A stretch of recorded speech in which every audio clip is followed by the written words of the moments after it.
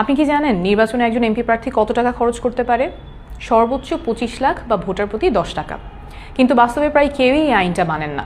শোনা যায় একজন প্রার্থী নির্বাচনে 10 কোটি, 20 কোটি, 50 কোটি টাকা খরচ করেন, কিন্তু নির্বাচন কমিশনে গিয়ে বলেন খরচ হয়েছে মাত্র 25 লাখ টাকা। অর্থাৎ প্রায় সকলেরই সংসদে যাওয়ার যাত্রাটা শুরু হয় আইন ভাঙা এবং মিথ্যা বলার মাধ্যমে। এই অসততা ও মিথ্যার রাজনীতি আমি করব না।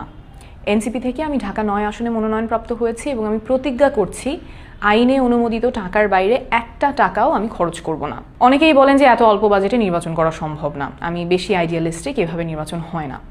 কিন্তু নতুন বাংলাদেশ করতে আমাদের এইটাই করতে হবে, এটা করা ছাড়া কোনো বিকল্প নাই।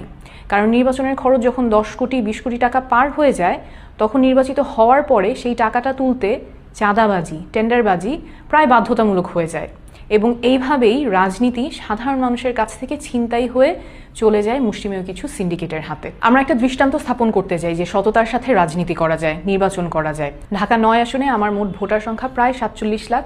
নির্বাচন কমিশনের আইন অনুযায়ী আমি মোট ব্যয় করতে পারবো 46,93,580 টাকা এবং এই টাকাটা আমি আপনাদের কাছ থেকে চাই। নিচে আমার ব্যাংক অ্যাকাউন্ট এবং বিকাশ নাম্বার দিচ্ছি, এগুলো একদম নতুন অ্যাকাউন্ট।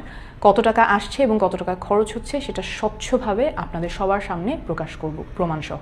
আমরা যদি একটা আসনের জন্যও দৃষ্টান্ত দেখাতে পারি যে জনগণের কাছ থেকে টাকা তুলে জনগণের সাথে ক্যাম্পেইন করে নির্বাচনে জেতা সম্ভব, তাহলে আগামীতে এমন আরও অসংখ্য মানুষ এগিয়ে আসবেন যারা সৎ, যোগ্য এবং রাজনীতিতে আসার সাহস দেখাবেন। এই লড়াইটা আপনি আমি মিলে করলেই আমরা জিতে যাব।